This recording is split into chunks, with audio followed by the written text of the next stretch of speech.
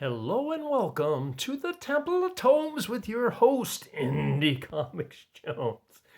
Today is May 4th, 2021. May the 4th be with you. Yes, I'm sick of saying that. And this is episode 283, Cyberpunk 2077. You Have My Word is the arc for this one. Dark Horse is the publisher, celebrating 35 years, and this is issue 1 of 4, coming at a whopping $3.99. Now, I wasn't really familiar with Cyberpunk or the video game that a lot of this is based on. I did have one of my viewers mention that they really liked Cyberpunk and that I should look into it. I kind of missed the ball on the last arc that came out late last year, and so I thought I'd jump on this one right away, and I am glad I did. We'll get into it real quick. What we've got this time, it is totally unrelated, I should say, to the last arc. I think it was called Trauma Team or something like that, which had to do with an emergency team that was ambushed and they all get killed except for one, and that one person comes back to exact revenge on the rest of the group that attacked them. So this was a little strange, but I did enjoy it. It will be getting the Indie Comics Jones good excavating seal of approval, and I'm glad I dug this one up. It wasn't in my pull box, of course. I had to go and fetch it off the rack, but a nice color job on this cover. It really kind of stood out. A little bit exciting here. Everybody looks a little odd in this. They all look kind of like they're messed up in one way or another, either in their faces, like she's got a robotic arm, I believe, and I guess they can all kind of link in cybernetically. They've got these strange wires and gizmos on their face and heads. So everybody looks a little strange in this, but it starts out that it seems to be these three are perhaps a gang for hire. They really don't go into a lot of detail, but before we get going, let's talk about who worked on it. The writer is BartoszSztybor, and I don't know if I'm saying that right, but I have come across him before. He did the Witcher series, the two last ones that I really liked. For Dark Horse, the last two arcs. One was called Fading Memories, and I cannot recall the other one, but I thought they were both really good, and they are recommends, obviously.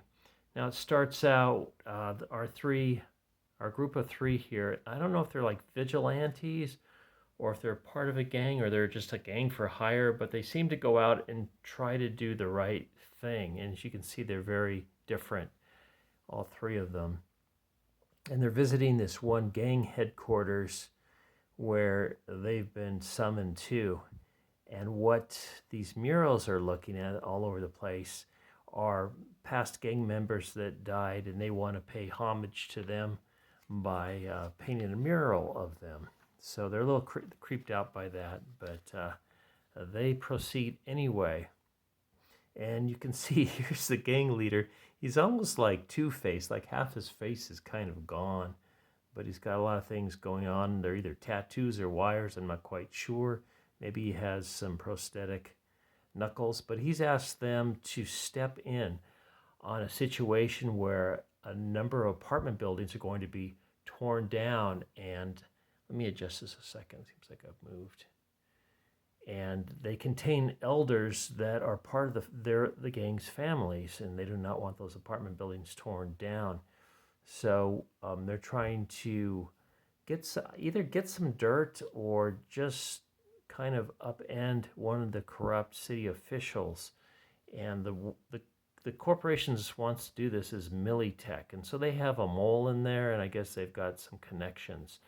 But they're going to go after the guy from Militech and try to persuade him to stop the destruction of these apartment buildings. So they kind of chat back and forth a little bit. The colorist did a really nice job in this. I was really happy with that. And I don't think I mentioned who. Let's see. The artist is Jesus Hervas. The colors were Giulia Brusco, and the letters were done by Frank Savetrovic. And this is part of the CD, CD Projekt Red, which is the company, I believe, that makes the video games. So they kind of go back and forth, and they make the pact in blood. That's the basis going on there. Now we go back to the woman here on the cover. Her name is Oriana, like the star system, the Orion's belt, but it's with an A on the end. And she has her mother that's taking care of her Oriana's daughter, but she's getting hassled at this restaurant she works at. Everybody's kind of yelling at her.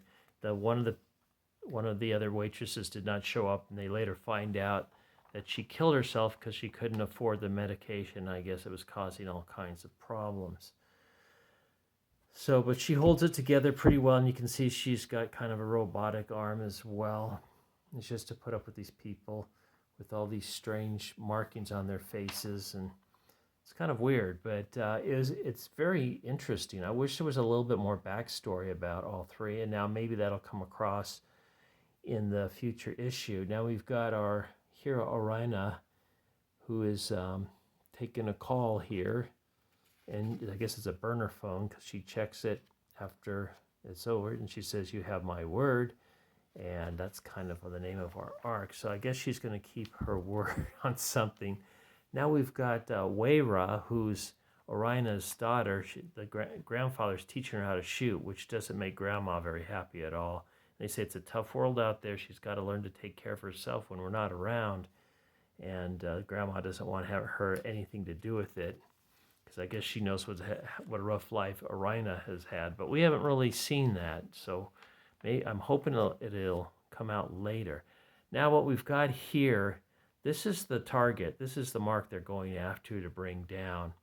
What he does is he slowly seduces women, tries to gain their total trust, makes them fall in love with him, this gentleman here, and then he gets them to have sex with him. The whole thing is filmed, and it's a way to it's these videos. There's this weird niche of porn where they degrade the women and just make them feel awful and just make fun of them and everything. You know, everybody's been just watching her have sex with them, and they come burst out of, "Ha, I'm not in love with you." And after she said she was in love with him. So slowly seduction, a setup, and then they got these videos, and I guess they sell the videos.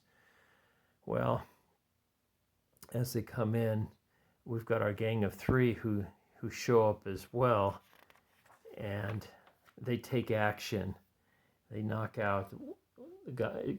One of the guys, Orion, shoots two guys in a stylistic pose, and they dangle the naked lover over the balcony, and to get information of like who is paying you to do this, and it's part of that Militech corporation. The whole thing's a little confusing. I kind of had to read it twice.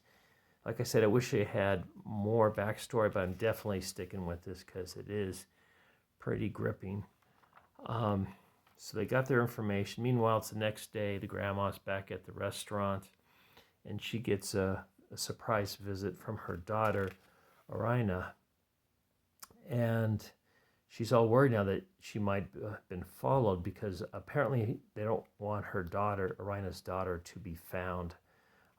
So she says, "No, I wasn't followed. I was responsible coming out here." Then she wants to spend some time with her mother, but the phone rings and she has to leave immediately. And so she goes to meet with someone named, I believe it's Kyle. And apparently something happens here. This is kind of a cliffhanger. She says, "Why the gun? I know everything," the person in the car says. So we don't know what's happening. Meanwhile, back at Grandma's house, the daughters clean up a spill.